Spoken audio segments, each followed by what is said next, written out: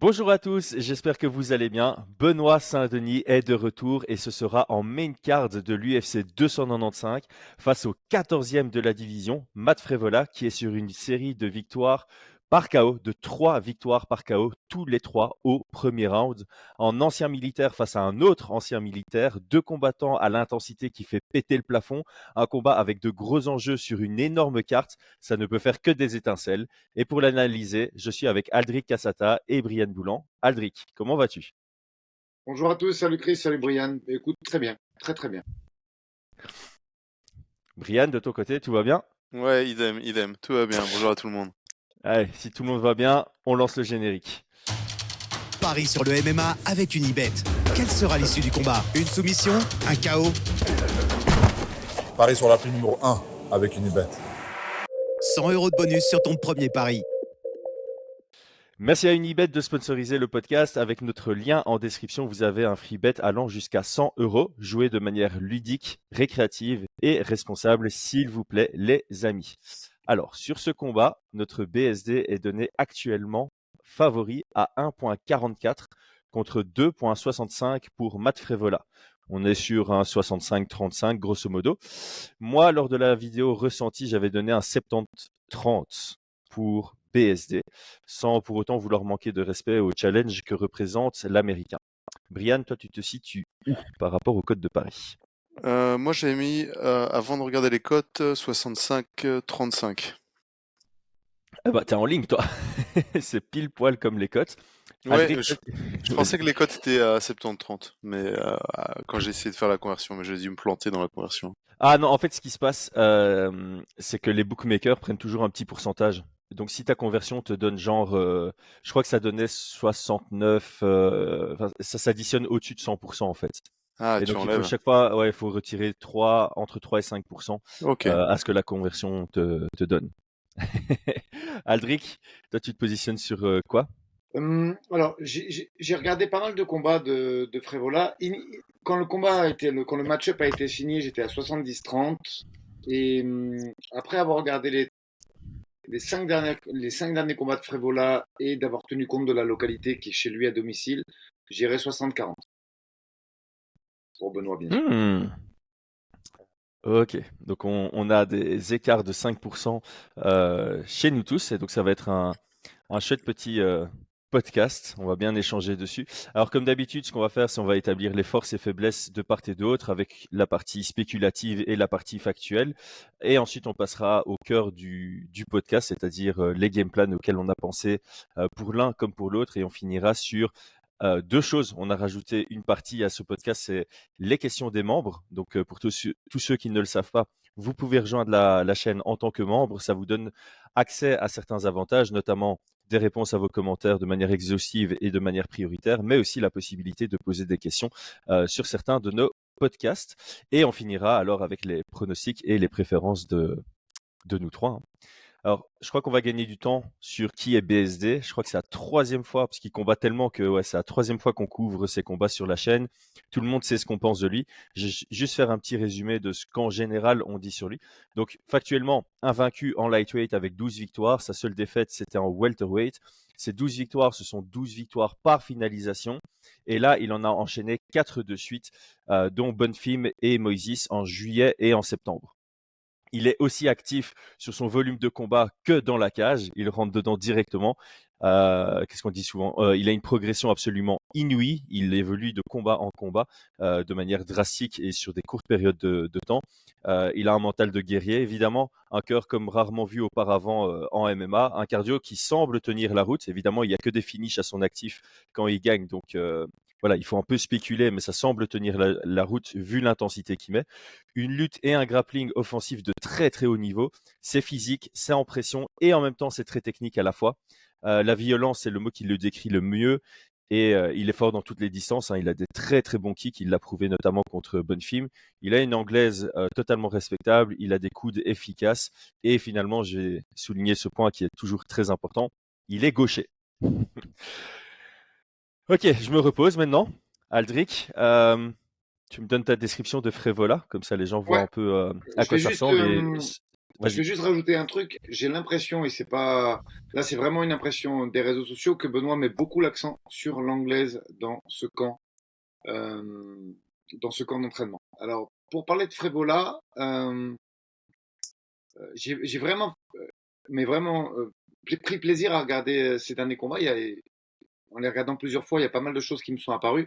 Mais pour rester basique au départ, on va dire droitier, euh, qui se sert énormément de son cross du droit, qui n'a pas une très très grosse anglaise, mais qui kick pas trop mal.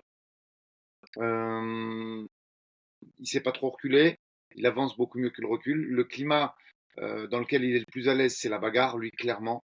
Si tu lui demandes d'avancer et de faire le jeu, ce sont des choses très très difficiles pour lui. Euh, Notamment, tu vois, contre Jalin Turner, et même la fin du combat, la deuxième partie de combat contre Tsaroukian. Tsaroukian lui rentre dedans, il se fait toucher fort à la fin du premier, donc là il se rend compte que c'est peut-être pas la meilleure chose, le rush sur lui. Très très bon travail de son coin, qui lui demande de moins rusher, d'être un poil plus attentif, c'est-à-dire de laisser Frévola faire le jeu. Et là, il y a plus aucune dangerosité de Frévola sur le deuxième et le troisième. Donc je trouvais ça très intéressant à signaler. Et c'est d'ailleurs pour cette raison que j'ai légèrement réactualisé mes prédictions, entre guillemets. Parce que est-ce que Benoît, on sait qu'il est enragé, Benoît, et qu'il a envie d'avancer sans arrêt et de montrer. Donc je pense que s'il fait ça, c'est l'endroit où Frévola sera le plus dangereux et le plus à même de contrer. Je pense qu'il faut avoir un petit peu de patience contre ces garçons qui a des lacunes pour construire le jeu, pour faire des enchaînements et pour se déplacer. Il ne sait pas désengager non plus, il contre. Tout ce qu'il fait est conditionné à des contres. Son cross du droit en attaque et son takedown qui est pas mauvais du tout. Pareil, contre Tsaroukian, il nous a montré une défense de lutte intéressante, une lutte en chaîne intéressante. Il scramble pas trop mal sur de la lutte libre. Par contre, tout ce qui est contre la cage, pareil, de grosses lacunes. Over-under, 2-on-1, c'est compliqué. Scrambler contre la cage, c'est pas sa spécialité, entre guillemets. Je trouve que c'est vraiment un combattant, quand tu regardes, qui est intéressant à regarder parce qu'il a des qualités et il excelle dans des domaines euh, où tu peux lui mettre la note de A, telle que la lutte libre, la lutte en chaîne. Et après, d'un point de vue scramble, position défensive, lutte contre la cage, c'est beaucoup plus. C'est vraiment loin du niveau des meilleurs UFC. Donc je trouve qu'il y a énormément de contrastes dans ce combattant qui m'ont fait prendre du plaisir à analyser tout ça. Il y a un point sur lequel je te rejoins avant de te donner la parole, Brian, c'est clair que quand tu regardes certains de ces combats, tu te poses la question de comment ça se fait qu'il est dans le top 15. Et ça me fait limite penser à Strickland, où tu as ces éléments de temps en temps, ça a l'air moins propre techniquement, moins qualitatif.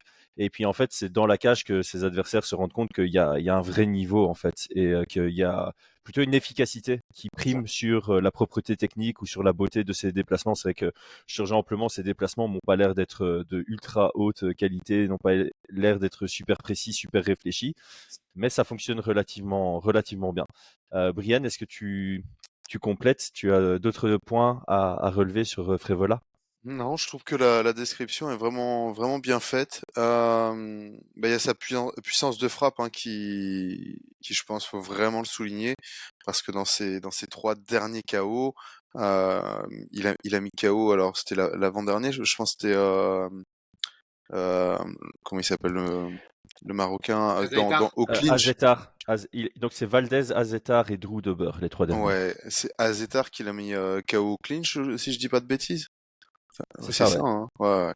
Et avec très très peu d'amplitude, dans une position où il est en arrière, il lui met un crochet du droit magnifique, plein menton et ça tombe.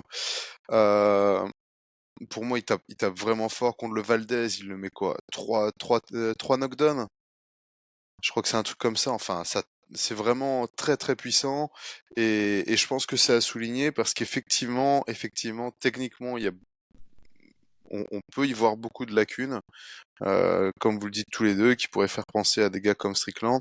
Mais je pense qu'il a effectivement des arguments pour être où il en est. Et je pense que cette puissance de frappe, elle est solide. Je pense aussi que son cardio, il est très très solide. Il vient chez Longo, et c'est des gars qui ont des cardio vraiment vraiment très costauds, une intensité, tu vois, ça s'arrête jamais quoi. Donc non, je pense que la description est bien. Je rajouterais juste ça, c'est cette puissance de frappe qui peut éteindre même Drew Dober quoi. Drew Dober, il s'est déjà fait mettre KO avant lui. Je suis même pas sûr. Ouais, c'est une question que je me suis posée, tiens, pendant qu'on parlait là. Donc Drew Dober, il a perdu 2 fois dans sa carrière par KO. Donc une fois contre Frevola et la deuxième fois, il faut remonter. Oula, la deuxième fois, ouais, non, ça sert même à rien de le dire en fait. Ça remonte C'est dans ses à. premiers combats, ouais. C'est une de ses 2 premières défaites en fait. C'est même pas précisé sur Tapology. En tout cas, depuis que Tapology précise les façons de défaite ou de victoire, Mm. peu importe. Donc c'est avant 2012. Donc ouais, il s'était plus fait éteindre depuis au moins 2012. Donc ouais, ça en dit long. Et pourtant, il avait affronté des cogneurs, hein, Dober. Ouais, c'est ça. Hein, donc ouais, c'est ça. Donc Je voilà, te je dis, pense que c'est vraiment la raison moi, pour laquelle j'ai réactualisé mon prono. Hein, c'est pas pour faire le chieur. C'est que ce mec-là a vraiment une certaine dangerosité et que selon la façon dont tu le prends, il peut être ultra chiant comme il peut être. Quand il doit faire le jeu, il est pas beau. C'est pas beau, c'est pas tôt, mais c'est son jeu. Et, tu Mm. vois. Et là, il va être chez lui. Donc, si on tient compte de tous ces éléments, je me suis replié sur un 60-40. Mm. D'ailleurs, les cotes, elles ont évolué entre le moment où elles sont sorties et aujourd'hui. Je vais vérifier ça, Parce mais que c'est vrai que je pense que les parieurs pourraient mettre de l'argent sur Matt Frevola pour cette raison-là, effectivement. Je vais chercher ça, je le dirai un tout petit peu plus dans le podcast, histoire que ça fasse pas bizarre qu'il y a un blanc. Juste pour finaliser, parce que Matt Frevola, on l'a bien décrit sur le Mm. profil sportif. Il y a certains auditeurs qui sont un peu des nouveaux fans de MMA et donc ils connaissent pas spécialement qui est qui. Donc juste revenir sur du factuel, Matt Frevola, 11 victoires, 3 défaites, une égalité en carrière professionnelle. À l'UFC, il commence à avoir de l'expérience, hein, ce sera son 10e combat à l'UFC. 5 victoires, 3 défaites, une égalité à l'UFC. Donc il était rentré à l'UFC avec 6 victoires, 0 défaites. Là, comme je l'avais dit en début de podcast, 3 victoires de suite par KO dans la première reprise, dont Drew Dober au dernier combat. Et il a aussi une victoire notable contre Jalen Turner, qui est encore dans le top 15 aujourd'hui. C'était une victoire à la décision. Et donc ça aussi, c'est intéressant. Il est capable de gagner ses combats un peu de toutes les manières possibles et imaginables. Il a 4 victoires par KO, 3 victoires par soumission et 4 victoires à la décision. C'est le genre de palmarès qu'on aime bien voir puisque ça prouve un côté à la fois complet et un côté à la fois j'ai des compétences en tant qu'opportuniste, mais aussi si j'ai des compétences de prendre mes rounds et remporter une décision. Et puis contre Est-ce Jaline, que... il a Ouais, montré vraiment vas-y. qu'il ramassait. Hein. Il a pris cher et coup de genou dans la tête, beaucoup de frappes au corps. Il a vraiment, vraiment ramassé malgré le fait que c'était le premier combat de Jalen Turner à l'UFC à 23 ans. Mais Ouais. il a montré une solidité défensive, ouais. Pas une responsabilité, mais une solidité défensive impressionnante. Il a vraiment ramassé. C'est militaire contre militaire, hein. Donc c'est deux gars Mm. qui vont être capables d'encaisser et de rester sur la durée. En gros, si tu les éteins pas, ils tiennent jusqu'au bout. On a vu la Mm. défaite de BSD, je sais pas comment il a tenu les 15 minutes. Et Frévola, on l'a déjà vu dans le mal. C'est juste qu'on l'a déjà vu se faire éteindre, notamment par Terence McKinney Ça. dans un combat Droite-gauche, ultra rapide. Ouais, gauche-droite. c'est ça. Mais ça, on va en parler. Ça, on va en parler. On va rentrer dans la partie des game plans. Et ici, je vais. Juste parce Vas-y. que tu en parles là sur sa défaite, c'est quand même quelque chose à préciser. Hein. Il a 2 défaites par KO dans la quasi première minute à l'UFC. Et pas très Mhm. C'est récente. ça, hein. Ça peut avoir son importance quand même. Et Round 1, qui sont pas très récentes en termes de ouais, temporalité. C'est 17 secondes et 1 minute, pile poil. voilà, c'est ça. Et je pense que c'est un point qui peut nous intéresser Bien sûr. réellement dans ce combat-là. Cette première Mhm. minute, ces 2 premières minutes, on a aussi un Matt Frevola qui est un combattant très généreux, exactement comme BSD, très généreux, qui défensivement, la responsabilité défensive, bah, soit ça passe, d'où les victoires par KO, soit ça casse, d'où les défaites par KO. Et ça, je pense que c'est un point sur lequel il faudra qu'on discute aussi, hein. Oui, ben moi je l'avais noté dans ma partie game plan justement. Alors je fais juste une Mhm. parenthèse pour revenir un peu dans le passé par rapport à notre podcast. L'argent est rentré sur BSD. Donc BSD était moins favori. Ça a ouvert plutôt vers le 60-40 et l'argent est rentré sur lui. D'ailleurs, il me semblait que je m'étais fait la réflexion quand j'avais vu l'ouverture des cotes. Je m'étais dit, ça vaut la peine de mettre sur BSD. Donc en gros, quand les cotes ont ouvert, on était du côté de Aldric. On était plus sur un 60-40. Avec l'argent qui rentre, on se déplace vers Brian et on risque de finir chez moi parce que l'influence qu'on a, ça va mettre à l'aise les gens pour rentrer sur BSD et ça va encore s'écarter. Non, je déconne. On n'a pas encore ce niveau d'influence. Passons à la partie game plan. On va commencer sur la partie de nos recommandations pour le français, donc pour Benoît Saint-Denis. Et ici, j'aime bien ce que tu as dit, Aldric, parce que hier soir, j'hésitais. Je me suis fait la réflexion. Je me dis, Matt Frévola qui prend le lead, il n'est pas très compétent là-dedans. Et donc, tu pourrais te dire, bah, je vais le laisser prendre un faux rythme de combat et je vais aller le cueillir parce qu'il est incapable de gérer un combat sur base de compétences, de mettre la cadence lui-même du combat. Ou bien, je me posais la question que Brian vient de relever et m'a coupé l'herbe sous le pied. Matt Frévola, il a quand même 2 défaites expéditives, 7 secondes et 1 minute. On le voyait contre Drew Dober. Moi, je trouve qu'il n'était pas à l'aise contre Drew Dober jusqu'au KO. Je trouve qu'il était sur le reculoir. Tu voyais qu'il n'était pas à l'aise. D'ailleurs, quand il met le knockdown, limite, il est surpris et il fonce dessus. Il s'y attendait, entre guillemets pas. Et je trouve que il peut vraiment subir la direction d'un combat face à quelqu'un d'entreprenant. Et donc hier soir, je me posais la question sur, ok, est-ce que tu rentres en te disant, bah, je vais le laisser être limite désamorcé par le fait que je n'entreprends rien et je le force à être un peu dans sa zone d'effort à ce niveau-là, ou bien je rentre dedans, j'y vais à fond parce que je sais qu'il subit souvent la pression et qu'il n'est pas à l'aise face à quelqu'un d'entreprenant. Et vu que là on parle de BSD, moi je partirais plutôt sur la deuxième option. Je dirais faire du BSD. Je sais que ça représente un risque en termes de contre. C'est là où Matt Frévola a trouvé ses ouvertures sur ses 2 derniers KO, c'est sur des contres, sur des moments un peu opportuns. Mais je crois que BSD est capable de vraiment submerger euh, Drew Dober en Mm. restant lui-même. Matt Frévola. Matt Frévola. Petit lapsus. Il serait capable de submerger Drew Dober aussi, Aussi, mais ouais. parlons de Frévola. Donc voilà, sur la partie approche, parce que j'ai fait, comme d'habitude, 2 parties, j'ai fait l'approche stratégique et la partie quelle technique est-ce qu'il peut utiliser. On sait que Daniel Warin, il aime bien travailler sur des techniques précises par rapport à un adversaire, mais je vais les garder pour un peu plus tard et je vais vous laisser la parole. Euh, Aldric, je vais te laisser la parole sur la partie game plan parce que je pense que justement, toi, tu vas prendre la première option de laisser Matt Frévola essayer de faire le jeu et trouver des ouvertures par rapport à ça. Oui, parce que le danger numéro 1, et Brian l'a dit, c'est son cross du droit, sur lequel il a besoin de peu de transfert de poids, de peu d'amplitude pour pouvoir être très très puissant. Il le fouette avec l'épaule et il le tourne avec la hanche en fonction de la distance. C'est un outil qu'il maîtrise très bien, mais pour qu'il marche à la perfection, il faut que ça avance sur lui. Donc, en tout cas, jusqu'au moment où moi j'aurais vu quelque chose de plutôt attentiste, où tu travailles avec ton middle du gauche pour générer des dégâts et pour faire mal. Et après avoir 1 ou 2 grosses séquences de lutte et de cage control où tu fatigues un petit peu la ceinture scap des épaules, en tout cas de Frévola, là j'aurais éventuellement mis la marche avant et travaillé plus sur le volume et sur ce que sait faire Benoît, de façon un peu à l'image de ces game plans que moi j'aime beaucoup, les Georges Saint-Pierre, BJ Penn et autres, où tu fatigues un petit peu les épaules du gars qui représente une dangerosité, parce que oui, Brian a raison, il sait être performant sur 3 rounds, mais tu sens que le KO Power, il s'arrête au bout d'un moment quand même. C'est pas un mec qui est capable de sécher, de mettre KO. C'est un gars qui est mentalement très, très puissant. C'est un gars qui mentalement est très fort et qui va s'arracher. Mais tu sens quand même qu'au bout de 7-8 minutes de combat, le KO Power s'estompe.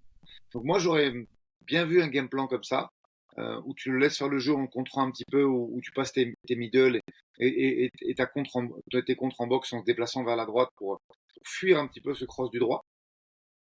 Puis, dès que l'opportunité se présente, parce qu'il n'est pas mauvais en lutte libre. Je pense qu'il vaut vraiment mieux le travailler contre la cage, ce garçon.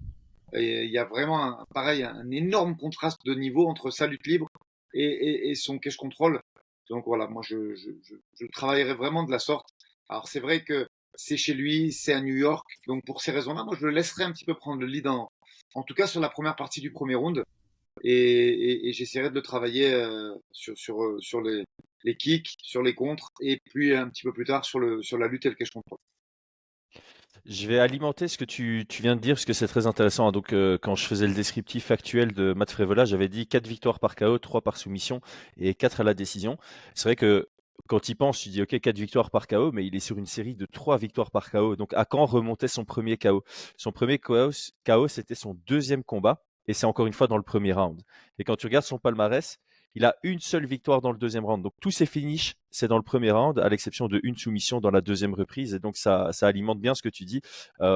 Statistiquement, en tout cas, on doit partir du principe que sa capacité à finaliser un combat, c'est dans le premier round. Et puis ça commence à diminuer drastiquement puisqu'il a aucun finish dans le troisième et il n'en a qu'un seul dans le deuxième. Donc ça confirme un peu ce que tu dis. Et avant de te donner la parole, Brian, j'aime bien aussi le fait qu'on parle de facteur risque. Donc, il y a 2 stratégies qui semblent être bonnes à prendre pour BSD. Les 2 peuvent l'amener à une victoire, mais il y en a une des 2 qui est beaucoup plus risquée par rapport à ce que Frevola est capable de faire. Et donc, c'est un truc que je voulais dire dans le podcast, donc ça tombe à pic.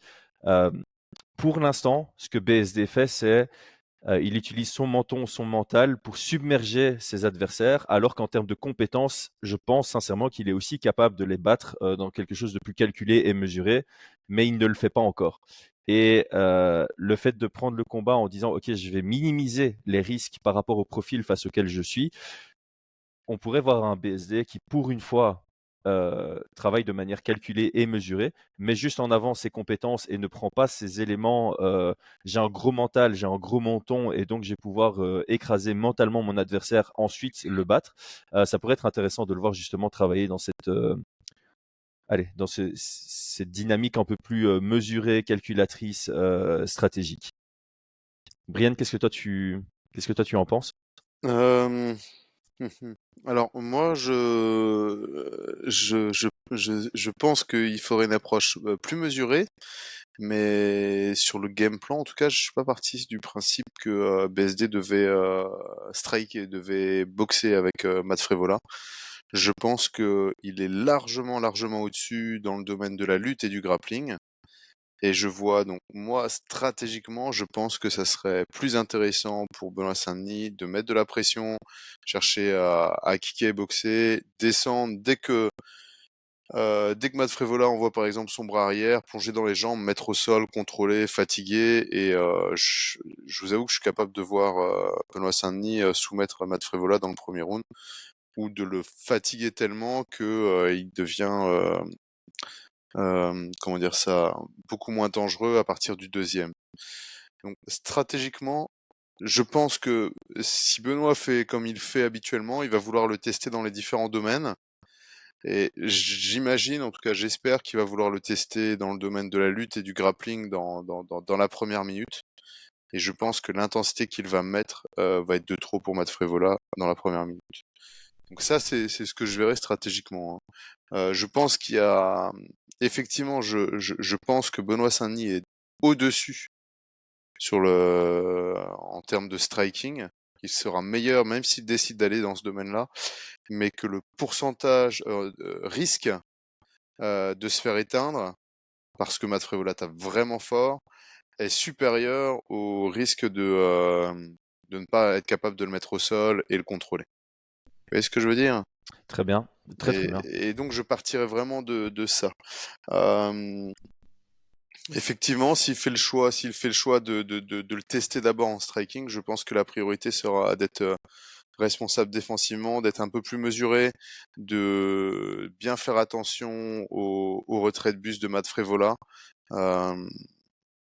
Mais en tout cas, moi personnellement, c'est pas du tout ce que je préconiserais parce que je vois ce combat-là vraiment comme un combat parfait pour Benoît Saint-Denis. J'ai vraiment l'impression que le choix qui a été fait par l'UFC il peut être double. Soit ils se sont dit, ce combat, ça va être une guerre, ils vont se mettre sur la tronche, le public va être ultra fan et ça va tomber.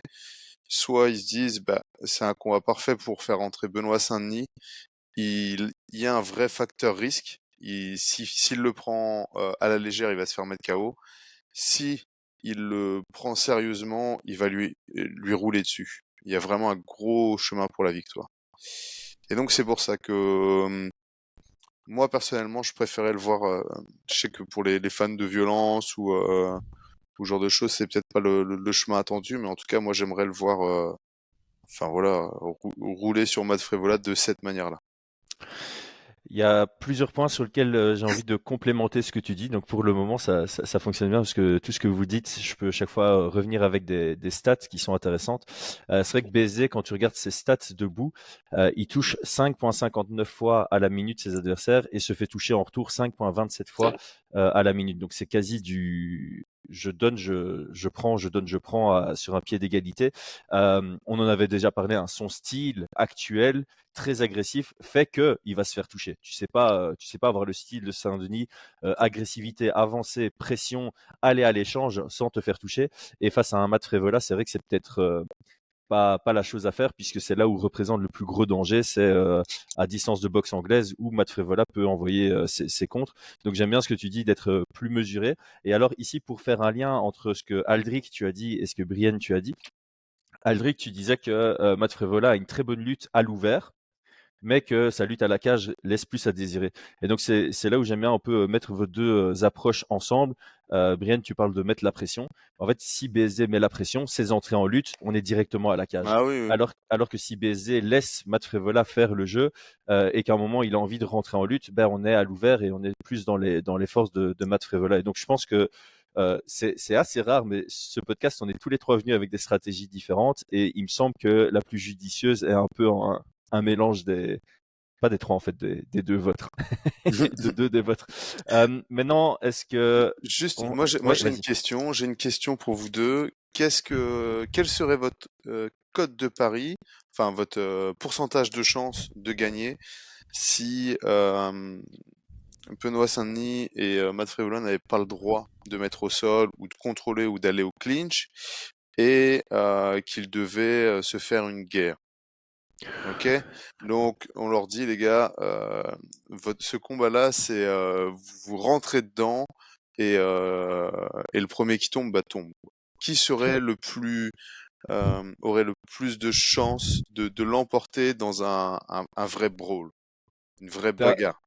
t'es un vrai bâtard parce que t'es en train d'anticiper mon game plan pour pour Prévola. Donc je laisse d'abord Aldric répondre. Je veux savoir votre pourcentage de chance. Est-ce que J'aime Benoît bien la Saint question.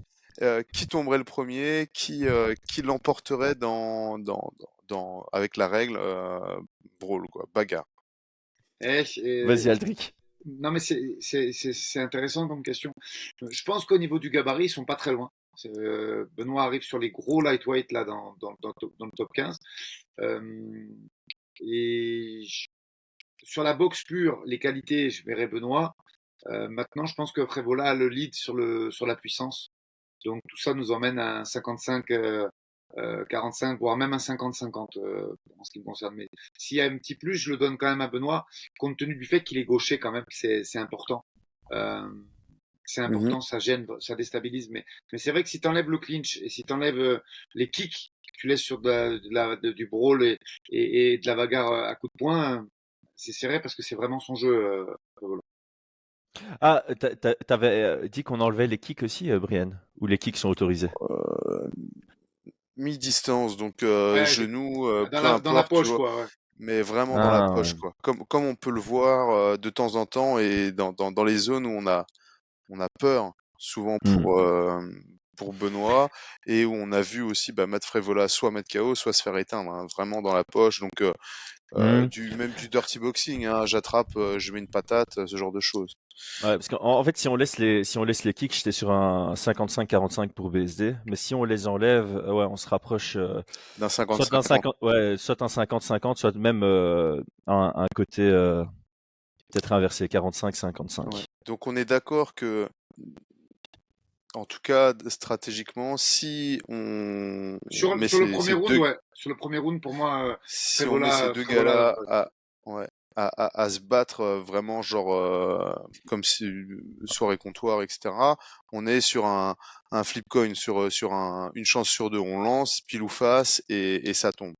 Ouais. Et ouais. Mais Et donc moi c'est intéressant ce que tu as dit, Brian, parce que moi, jusqu'à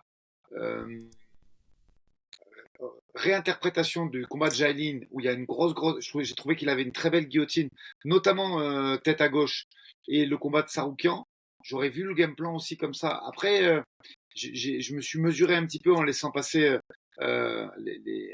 en boxant un petit peu, en essayant de fatiguer un peu les épaules, parce que je trouve pas mal. À un moment, Saroukian, sur le combat, si tu le regardes, il lutte de loin, comme il fait avec tout le monde, comme fait un peu Kamzat, tu vois. De toute façon, j'ai une très grosse lutte, je prépare pas mes entrées, je shoot, et il se fait contrer quand même sur une demi-souplesse à la volée et sur un sprawl. Donc, je trouve vraiment que la lutte libre de Frévola est pas mal, puisque tu vois après que Saroukian il grind plus qu'il lutte. Il gagne du respect dans ce combat. Chose que n'a pas fait Ousmane, par exemple. Tu vois, Kamzat, il shoot n'importe comment en se disant de toute façon j'ai une grosse lutte, je vais me rattraper. Et, et tu vois que Saroukian le fait au départ et il se fait contrer. Donc je pense que le niveau de lutte libre est pas mal quand même de Frévola.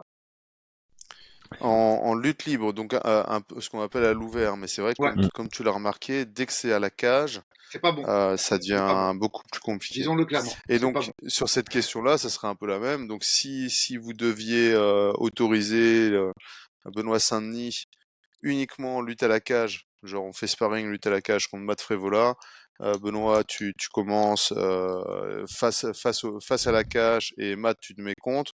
À votre avis, vous voyez qui se faire ronger? 80-20 Ouais, Est-ce qu'on non, est histoire, sur ouais. un 50-50 ou est-ce Non, qu'on non. voit largement 75-25, ouais, on est d'accord, pour on est baiser, ouais. d'accord. Ouais, on Non, est non, je suis d'accord. d'accord. Et Il y a c'est de pour ça. grosses lacunes à ce niveau-là. Ouais. C'est même très bizarre compte tenu de l'équipe.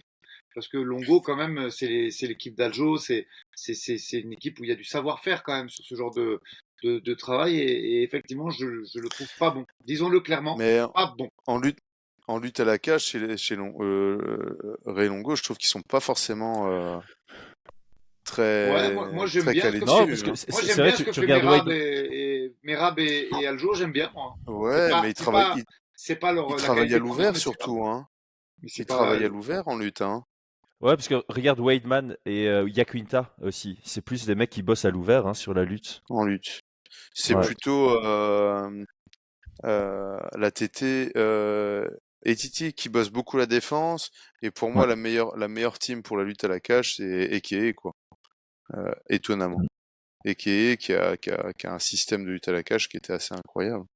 Ouais, Mais à Denver, c'est pas mauvais aussi. T'as les mecs de Urija qui sont quand même assez complets aussi.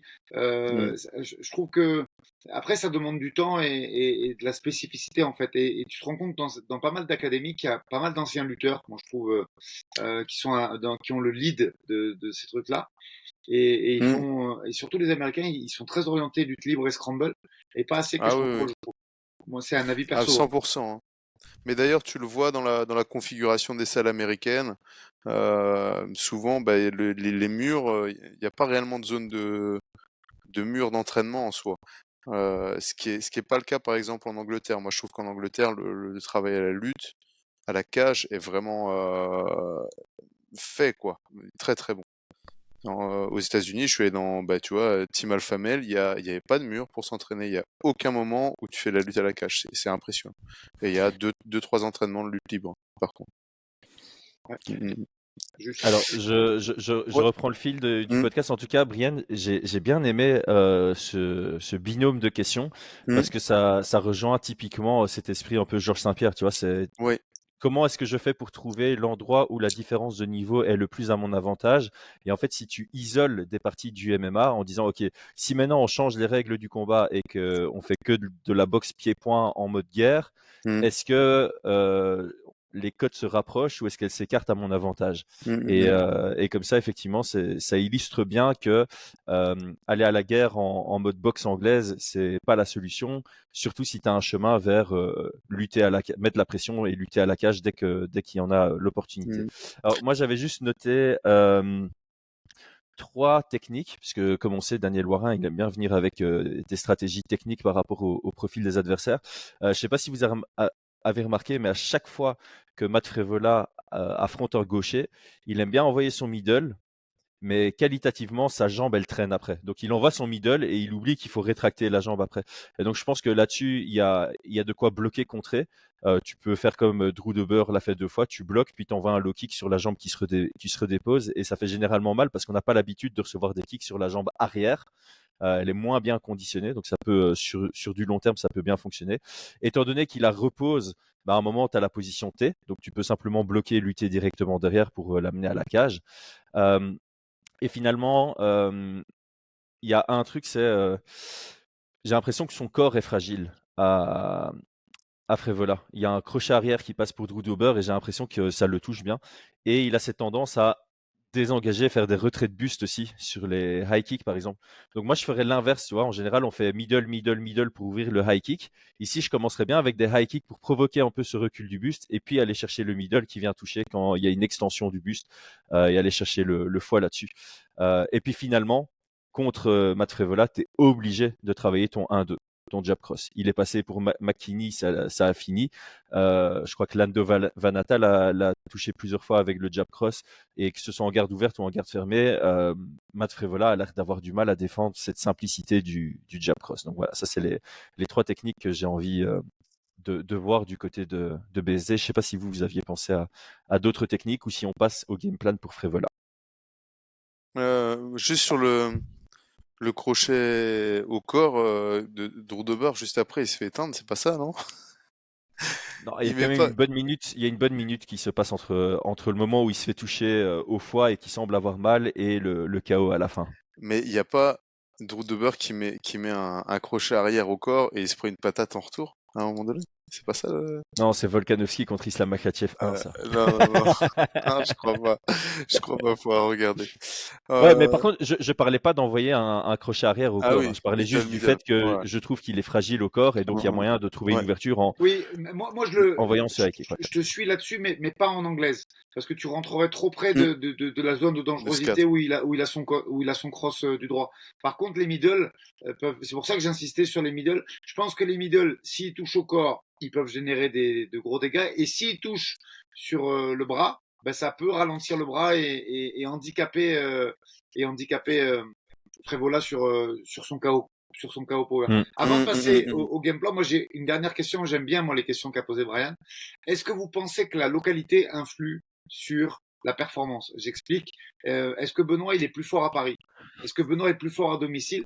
Et vous avez compris pourquoi je dis ça, parce que effectivement la Frevola il est à domicile également. Est-ce que vous pensez que le public et la localité vont influer sur la performance? En tout cas en début de combat. Moi, C'est cool que tu poses cette question parce que certains membres l'avaient posée, donc ça tombe à pic. Et vas-y, Brian, je te laisse répondre. Moi, je pense que la localité, au-delà du décalage horaire, hein, au-delà de cet aspect-là, si on parle purement sur l'aspect mental, etc., je pense que ça ne va pas jouer. Au contraire, je pense que Benoît Saint-Denis, non, je trouve que ça change pas. Peu importe qu'il soit à domicile, pas à domicile, ça l'influence peu. Et concernant Matt Frevola, je ne pense pas que ce soit une personnalité publique qui va avoir tu vois ce que je veux dire, qui est très connu, reconnu à New York avec beaucoup de fans qui vont se déplacer. Et donc de la même manière, je ne pense pas que ça va influencer sur sa performance, que ce soit en positif ou en négatif. Je pense pas qu'il ait la pression parce qu'il va y avoir plein de monde à venir le voir et inversement. Donc moi personnellement, je ne crois pas. Bah, moi, je te rejoins. On prend l'exemple de BSD contre Bonfim. Ouais, c'est à l'extérieur. Il a sorti un très très gros combat. Et je pense pas que le combat contre Moïse, par exemple, était meilleur que celui contre Bonfim. Les deux étaient juste incroyables à un niveau égal. Et autant on pourrait partir du principe que ouais, peut-être BSD est galvanisé par l'ambiance qu'il y a à Paris. Moi, j'ai l'impression qu'il a juste ce mental de voilà de venir faire une guerre et that's it. Du côté de Matt Frévola, qu'est-ce que quelles seraient les recommandations? J'ai l'impression qu'on va tous partir peut-être un peu plus dans la même direction ici, Mhm. surtout suite aux réponses qu'on a données à la question de Brian, hein, si c'est une guerre en boxe anglaise, à quoi ressemblent les cotes et le fait que ça se rapproche, ça en dit long sur le chemin de victoire pour Frévola. Moi, j'avais noté d'aller à la guerre. Parce que pour moi, comme on l'a dit, Frévola est incapable de gérer vraiment un combat, de gérer la direction, de gérer l'espace, de cadrer, etc., etc. Donc, c'est pas dans son intérêt de rentrer dans un combat mesuré ici. D'autant plus que s'il cherche à le faire, il y a une chance que ça laisse BSD faire du BSD et comme il se laisse facilement submerger sous la pression, c'est pas dans son intérêt. Alors que s'il va à la guerre, il peut partir du principe que ils vont se rencontrer au milieu de la cage et ça va partir dans tous les sens et c'est là où il est le meilleur parce que ça pourrait lui donner des portes ouvertes sur ses contres et si ça lutte à l'ouvert, ce qui est beaucoup plus dans ses grandes compétences que la lutte à la cage. Donc pour moi, la base ici, c'est je rentre dans ce combat et je fais du BSD à BSD. Qui c'est qui prend? Moi, j'ai aussi. Ou le long blanc. Je vais Non, mettre non, une, je vais non. mettre Non, une pub à ce moment-là. moi, tu vois. C'est vrai que j'ai voulu lancer. Aldric, qu'est-ce que t'en penses? Non, je prends la suite avec plaisir. Mais tu sais, je pense que le game plan, il va surtout influer pour Benoît. Parce que Frévola, il fait du Frévola tout le temps, quoi. C'est qui que ce soit qui est en face, que ce soit Tsaroukian, que ce soit Tsaroukian à Abu Dhabi, il a pris le soir de Conor Poirier, il prend Jailin. Il fait toujours la même chose et quand même, il y a un truc qu'il faut lui reconnaître, c'est qu'il arrive à gagner certains combats sans forcément briller. Contre Jailin, je l'ai trouvé mauvais, mais il gagne. Il fait les efforts suffisants pour gagner ce combat tout en étant peu convaincant, en se faisant tabasser, en n'ayant pas des contrôles de fou quand il fait tomber. Mais voilà, il amène Turner dans ce brawl un peu qui fait où tantôt il change de niveau, tantôt il envoie le cross du droit. Et ça fait un bordel très peu lisible, excusez-moi du terme. Et ce bordel, à la fin, il tire son épingle du jeu et il gagne d'un point ce combat. Et franchement, si tu regardes le combat de Tsaroukian, il commence à l'emmener aussi dans ce premier round très serré, que certes, les trois juges ont donné à Tsaroukian parce que quand même, il est plus déterminant, mais tu sens qu'il l'emmène un petit peu en eau trouble et que c'est le coin de Tsaroukian et Tsaroukian qui rectifie le game plan derrière pour amener à une victoire plus lisible et entre guillemets moins dangereuse parce qu'il se fait connecter fort. Et donc, moi, je pense qu'il n'y aura aucune notion de game plan. Il va faire exactement ce qu'il fait d'habitude, si ce n'est qu'effectivement, entre gaucher et droitier, il change un petit peu les frappes qu'il va utiliser, entre guillemets, avec effectivement un peu plus de middle quand c'est en garde inversée. Mais moi, je pense qu'il n'y aura aucune notion de game plan. Il va faire exactement ce qu'il sait faire et changer de niveau quand il en a l'occasion, envoyer des bombes quand il peut et marcher sans vraiment bien désengager ni feinter quand il doit raccourcir la distance. Mais je vois, moi, à mon avis, on n'aura aucune surprise là-dessus. C'est pas impossible ici. Moi, je l'ai C'est jamais vrai que vu j'ai pas faire l'impression autrement. d'avoir vu Matt Frévola venir avec une approche Voilà. particulière. Ouais, c'est clair. Dites-moi s'il y a Ça un me fait combat juste où... penser à une question que je vais te poser à toi. Vas-y. Non, d'avoir vu les combats de Frévola, j'ai pas l'impression qu'il soit venu avec des approches différentes sur base de combattants. Il a juste ses compétences, son set. J'ai plutôt appelé ça. J'ai l'impression qu'il a un set de compétences face à des droitiers et un autre set de compétences face à des gauchers avec certaines similitudes. Et justement, par rapport à ça, j'ai viens d'y penser, mais on a beaucoup parlé, le côté dangereux de Matt Frévola, c'est son bras arrière. Donc, en garde ouverte, forcément, c'est quelque chose qu'on en voit davantage. Et là, j'ai une question pour toi, Brian, parce que tu aimes beaucoup en parler. Est-ce que si on est à un moment du combat dans quelque chose de plus mesuré, plus calculé, moins guerre, c'est dans l'intérêt de BSD de plutôt se déplacer du côté ouvert pour avoir une meilleure vue sur l'arme la plus dangereuse de Matt Frévola? Du côté fermé, plutôt, tu veux dire. Ah, soit tu vas du côté fermé pour t'en écarter, soit tu te mets du côté ouvert pour avoir une meilleure vue sur quand ça part. Ah non. Toi, tu ferais Non, non, la vue, tu Usman l'as. contre Woodley. Non, tu as une meilleure vue, un meilleur angle de vue quand tu te déplaces sur le côté fermé. Donc ça veut dire que tu ouvres ton angle de vue et tu as la visibilité sur Ah, sa comme ça, ouais. droite. Ouais. Par contre, si tu veux contrer cette droite, tu vas plutôt chercher à aller sur la gauche pour faire activer cette droite, tu vois. C'est plutôt ça en fait qui est recherché. Mais en garde ouverte, non, non, non. Pour moi, c'est Donc, tu tu te vois. déplacerais sur le En- côté avant de Matt Frevola, quoi. Ah oui, oui, oui.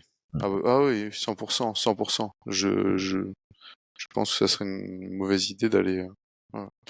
Pour en revenir sur le game plan, parce que là, on est en train de réfléchir si Matt Frevola va arriver avec un game plan. Je pense qu'on est tous d'accord que vu les cotes, c'est pas forcément quelque chose qui devrait arriver. Mais là, on était bien sur quel game plan on préconiserait à Matt Frevola, on est d'accord? Ouais, Si c'est on ça était la coach. question. Ah, Ouais, ok. ouais, ouais. Donc, pour répondre à ça, moi, je vais vous dire ce que je pense que Matt Frevola, en tout cas, si pour battre BSD, ce qu'il devrait faire. Il va peut-être pas le faire, je pense pas. Mais je pense qu'en priorité, il va y avoir la question de la pression. Donc pour moi, Matt Frevola, c'est là où il a été entre guillemets le meilleur, même s'il a contré avec sa droite quand il était sur le pied arrière. Il est beaucoup plus, je trouve vraiment bien quand il met sous pression. Ça lui permettra d'éviter de se faire mettre contre la cage là où il est le moins bon. Je pense que dans son anglaise, il doit rajouter ce qu'on appelle les roll under et les crouch. C'est donc cette capacité à changer de niveau. Donc, comme tu le disais, de rester en distance de boxe anglaise, comme si vous voulez aller à la guerre, tu vois. Donc, j'aime beaucoup ce que tu disais, la Chris, vraiment anglaise, aller à la guerre, mais avec une forme de responsabilité défensive qui se retrouvera dans les changements de niveau, que ce soit passer en dessous avec le roll under ou comment on appelle ça. Il y a un autre nom, enfin peu importe, ou le crouch, juste de changer de niveau, ce qui lui permettra de passer sur les lâches crochets par exemple, d'être capable de mieux voir s'il y a de la défense qui arrive, de la défense, des takedowns qui arrivent, et pourquoi pas aussi shooter. Dans le combat qu'il avait fait au Dana White Contenders, il a des très bons blasts, donc des double legs qu'il prend et qu'il jette. Je pense pas qu'ils doivent les utiliser tant que ça pour boxer, mais je le verrais bien pouvoir descendre, faire ses changements de niveau pour boxer. Si les hanches sont ouvertes, jeter au sol, chercher les frappes, le grand handpan. Moi, c'est ce que je vois. C'est là, en tout cas, pour moi, Matt Frevola, c'est lui qui doit faire le plus d'adaptation pour pouvoir emporter ce combat. C'est lui qui est le plus gros challenger aux yeux de tous. Et donc, forcément, s'il veut passer de l'autre côté, soit il va sur l'aspect chance, ok, je vais faire le pari que BSD vient pour se faire la guerre avec moi et on va jeter le coin et 50-50, je gagne. Ou alors je vais imposer à rester dans cette distance-là en évitant les takedowns, en évitant de me retrouver de dos à la cage, en augmentant mon pourcentage de chance de le mettre KO et de pas de me faire mettre KO en rajoutant ces changements de niveau. Voilà, ça c'est ce que je préconiserais en tout cas pour Matt Frevola. Mais je vous rejoins, je suis pas sûr du tout qu'il arrive avec une approche stratégique. On l'a Mm. rarement vu dans ses combats précédents. Et pourtant, c'est ça la logique. Enfin, je pense que si tu veux percer dans le top 10 d'une aussi belle catégorie de poids que les lightweight, tu dois être un peu stratège à un moment. Tu dois venir avec des adaptations stratégiques par rapport au profil que tu affrontes. Parce que si tu es tout le temps toi-même et que tu fais ton jeu et tu dis, bah, je suis compétent dans tous les domaines, bah, c'est là où tu vas rester justement entre la position 10 et 15 si tu es très compétent et très dur au mal. Mais c'est typiquement avec ce genre d'approche que tu ne percera pas, peu importe ce qu'en disent les gens, vous intellectualisez trop le sport, c'est de la bagarre. Non, non, si tous les champions intellectualisent ce sport. Moi, il y a un dernier point que j'avais noté pour Matt Frevola, c'est essayer de bien bosser ses genoux en contre au takedown. On a vu un BSD se faire connecter par un coup de genou contre Thiago Moises et aussi contre Niklas Stolz. De temps en temps, dans la guerre, BSD shoot sur des takedowns à des mauvais timings et à des mauvaises distances, ce qui peut laisser des ouvertures à certains contres. Et donc, comme il s'est déjà fait toucher 2 fois avec ça, et il se fait bien toucher, c'est son menton qui le fait tenir et continuer sa lutte en chaîne.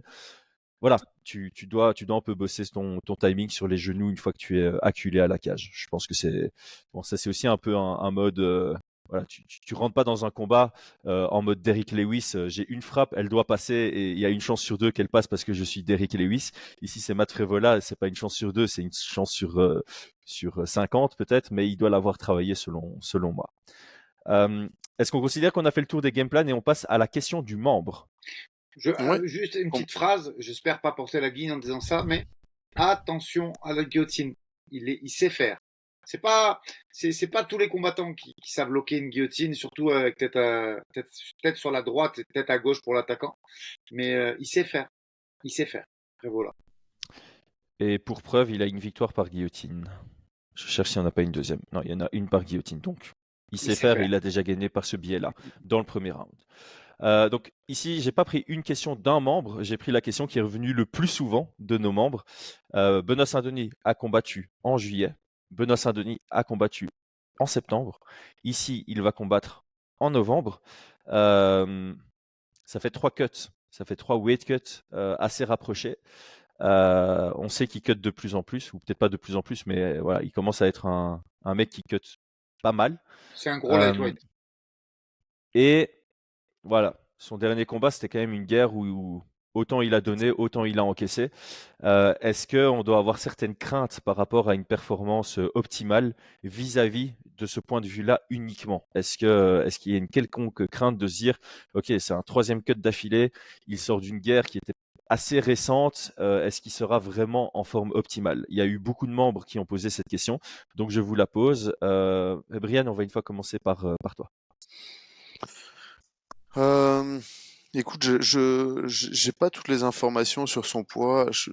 Effectivement, c'est un gros lightweight, mais ce qu'il faut avoir en tête quand même, c'est quand tu combats tous les 2 mois quasiment, tu n'as pas c'est peut-être 2, 3 semaines où tu vas manger comme un porc.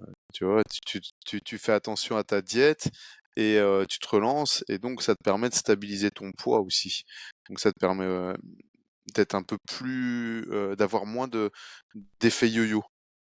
Donc si tu combats tous les 3, 4 mois, tu peux très bien on peut imaginer un 70 kilos, 3 semaines après le combat, tu es à 84-85 parce que tu t'es fait plaisir, tu as pris du gras et tout le bazar, et puis tu as un combat qui s'annonce, et là tu commences ta diète, et tu dois descendre, perdre 4-5 kilos avec un gros déficit.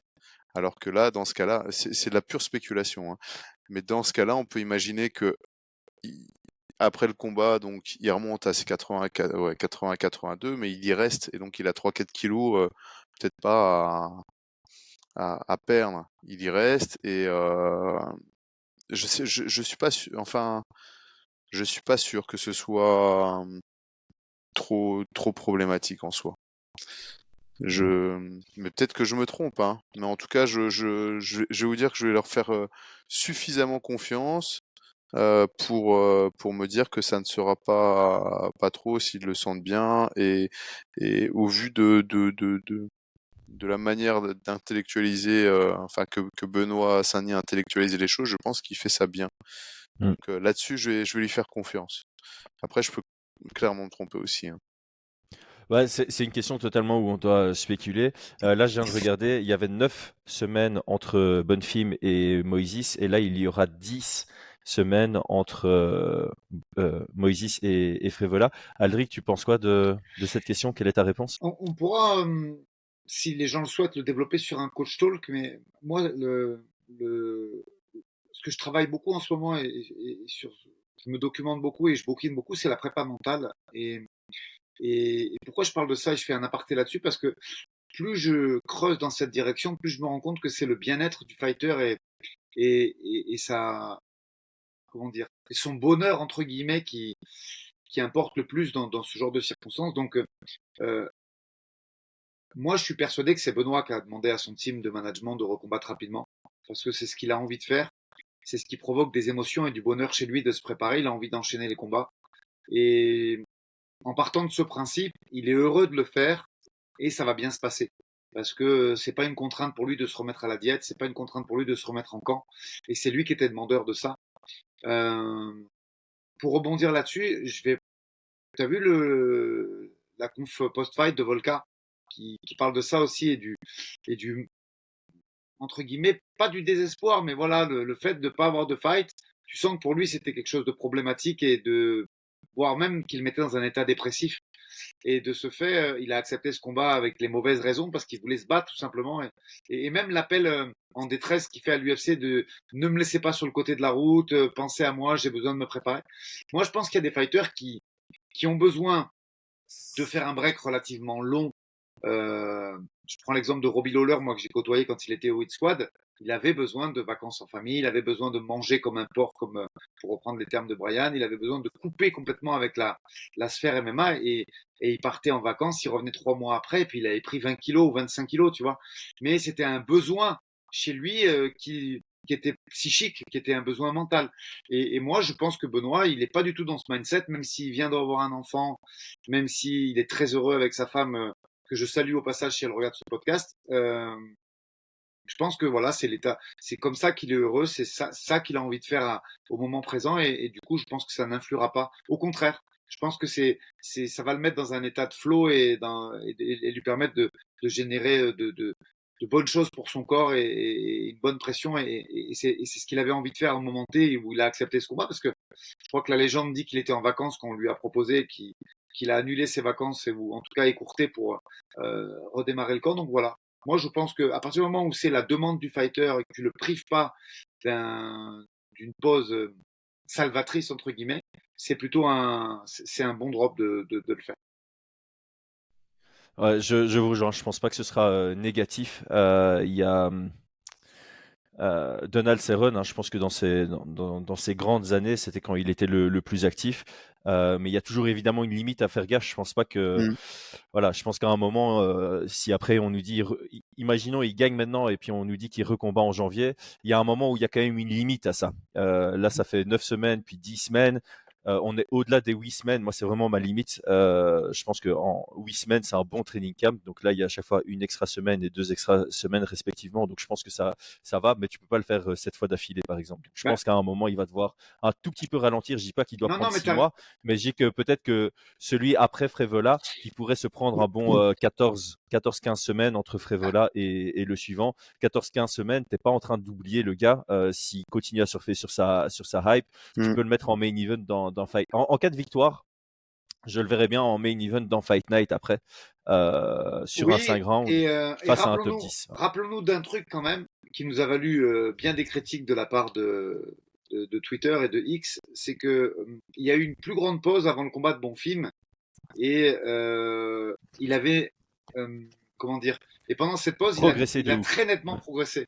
Donc si après ce combat-là, comme moi je l'espère de tout mon cœur que ça va se passer, tu l'as en main event ou en co-main d'une Fight Night et il va chercher des mecs du level de Tsaroukian, des choses comme ça, je pense que là il faut pas prendre un combat en 8 à 10 semaines, il faut laisser quelques mois de façon à ce qu'il puisse préparer ce combat et surtout progresser, parce que il fait ses guerres, il fait ses trucs, il est en train de devenir le combattant préféré des Français, mais il reste jeune et il a une marge de progression importante, comme on a vu avant Bonfim, hein, puisque moi-même je disais que c'était un très gros challenge, et effectivement il a survolé ce combat parce qu'il avait effectivement beaucoup progressé dans l'intervalle.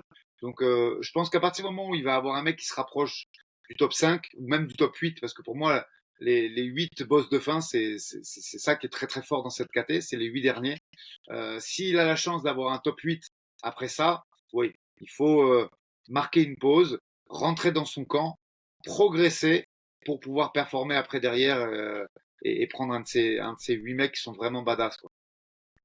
C'est un très bon élément, parce que clairement, quand tu te prépares pour un profil spécifique, c'est pas la même progression que tu as quand tu n'as pas de profil à affronter. Et il faut toujours trouver un peu ce juste milieu entre combien de semaines je prends pour améliorer mon jeu dans sa globalité, et puis combien de semaines je passe dans mon training camp à me préparer à un profil précis où tu vas clairement progresser, mais tu vas progresser dans une direction et pas sur ton jeu dans sa globalité. Passons aux pronostics et aux préférences. Par qui est-ce que je commence? Allez, Brian, on t'a plus entendu depuis un petit temps. Ouais, je regardais sur les potentielles dates. S'il gagne ce combat-là, il y a le 16 janvier, il y a un Fight Night, il n'y a pas encore de main event qui pourrait avoir lieu. Moi, je trouve ça trop tôt. Je vous Ouais, moi rejoins aussi. hein, sur le temps. J'aurais voulu le voir en février, mais pour l'instant, il n'y a rien de programmé en février. Et après, ça pousse à mars. Et le problème, c'est que j'ai peur que mars, ça fasse loin pour lui. Moi, ce que j'aimerais, c'est que s'il gagne, alors bah, je vais donner mes pronos et mes préférences comme ça. Et Attends, Brian, ouais. je vais lâcher une petite pierre quand même. Alors, rappelez-vous qu'à ce podcast, à 59 minutes, j'ai lancé une petite bombe. Et tu le mettras en commentaire, Chris. À 59 minutes, écoutez ce que dit Aldric. Tu sais qu'il y a quand même un monde où il y a une date en France sur la fin du premier trimestre 2024, Brian. Non, Ah mais non. ça m'arrange pas. Ça m'arrange pas. Là, je vais être papa pour la deuxième fois en Ah, mars. Tu leur dis repousser un peu plus loin. en mars, ça Non, mais va. 50, Donc en février, ça serait bien. 59 minutes et 30 secondes, j'ai lâché une petite bombe sur le podcast. Il y a un monde qui est pas très différent du nôtre où il peut y avoir un UFC FR fin mars, début avril. Voilà, je l'ai dit. Bon, ben voilà, ça c'est parfait. Ce sera pas un Fight Night, ça va être un UFC Paris 3, tu vas voir. Ça va. ah, mais Bon, si on veut, Chris, au commentaire RMC, faut légèrement décaler. Je crois que j'ai euh, assez d'influence que pour le faire. Donc, tu les vas voir gars, misez pas trop sur fin mars. Ce sera Chris, fin avril. Chris au commentaire avec, il sera comme ça. Ouais, vas-y. Bon, alors moi, préférence, pronostic. Donc, mon prono, je vois Benoît Saint-Denis l'emporter. J'espère le voir l'emporter premier round, étranglement arrière. Voilà, ça c'est mon prono. J'ai envie de voir une, ce qu'il a fait à son dernier adversaire, mais dans le premier round, clairement. Hmm. Mais Moïse. largement possible, hein, Brian. Il est vraiment pas bon de la tortue en plus, Frévola. Ouais, Donc, ouais, ouais. Donc, ouais. je vois vraiment ce truc-là. Ça, c'est mon pronostic. Préférence, bah, c'est ma préférence aussi. Donc, forcément, c'est ce que j'aimerais voir. Alors, je pourrais voir un chemin genre, j'ai envie de voir BSD, plus patient, plus ci, plus ça, plus responsable. Non, non, là, j'ai envie qui prennent parce que moi ce qui me frustre un peu sur ce combat-là, enfin sur le truc en général, c'est qu'il soit pas encore dans le top 15 et et au vu de ses dernières prestations, je pense que il devrait y être. Il devrait y être et j'ai envie bah, que là ça soit le clou qui vienne enfoncer le truc que ce soit pas genre ah c'est bon il l'a battu donc il passe dans le top 15. C'est non non les gars, c'est top 15 début de top 10, c'est là où je devrais être, arrêtez de me sous-estimer. Donc je voudrais vraiment le voir obtenir une victoire de ce type là. Voilà, ça c'est préférence pronostic. Par contre Paris, le dog or pas, c'est pas trop non je rigole. Aldric, prono préférence? À propos des classements, je pense qu'on devrait essayer de faire un petit peu d'investigation et d'en parler sur un coach talk de comment sont faits les classements UFC, par le biais de quels journalistes et tout ça. Je pense que ça pourrait Mhm. intéresser les gens qui écoutent nos podcasts. Préférence de très loin qui lui roule dessus, mais qui lui marche dessus. Après, il fait au micro, il explique qu'il a fait mieux que Saroukian et il va chercher un des fameux mecs du top 8. Donc ça, c'est vraiment ce que je lui Ouais, souhaite de tout cœur. top Euh, 8, après, d'accord. après ouais, moi j'aimerais juste voir un poil plus un peu moins d'agressivité malgré tout. Même si j'adore ça et que euh, le fan de MMA, en fait, il voudrait qu'il change rien. Moi j'aime beaucoup, c'est hyper excitant quand il combat et il déchaîne les enfers et c'est somptueux à regarder. Mais moi, comme j'ai beaucoup de sympathie pour le fighter et que je pense qu'après c'est chaud le top 8, il faut un peu plus de mesure et un peu plus de feinte et de et comment dire, de responsabilité générale du combat. J'aimerais le voir un poil plus responsable, même s'il le finit au premier, tu vois, parce que après, c'est chaud.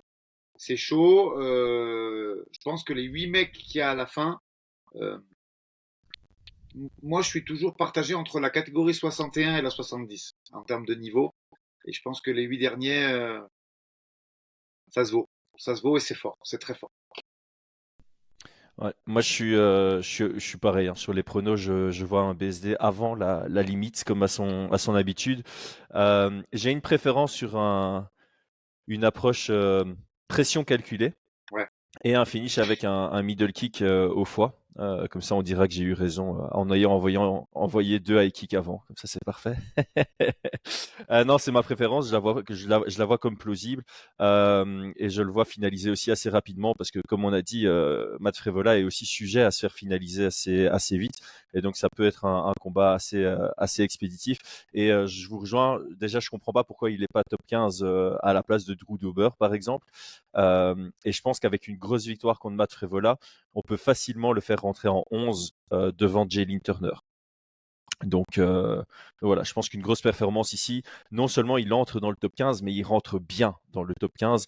Il sera sur une belle série de 5 victoires d'affilée, que des finishes s'il finalise Matt Frevola, avec Bonfim alors qu'il était underdog, Moises qui est pas n'importe qui, Matt Frevola qui est 14. À un moment, il faudra le respecter dans le top 15 et le faire rentrer clairement à cette 11e position, peut-être même 10e à la place de Rafael dos Anjos qui est entre lightweight et welterweight. Donc voilà, je pense qu'il mériterait ça et ça lui permettrait justement d'avoir ce call-out sur quelqu'un du top 8 en main event dans Fight Night ou de nouveau sur une carte principale d'un pay-per-view. Mais là, j'ai vraiment envie de le voir sur un 5 rounds, sur un main event pour continuer. Je pense qu'il devient une superstar, c'est indéniable et on ne peut que lui souhaiter de continuer sur cette voie-là. Ok, on a fini après longtemps. Merci à tous d'avoir suivi. Merci Aldric, merci Brian pour cette magnifique préparation de ce podcast. Je crois que ça a été très instructif pour tout le monde. On se rejoint très bientôt et bonne journée à tous. À très vite. Ciao.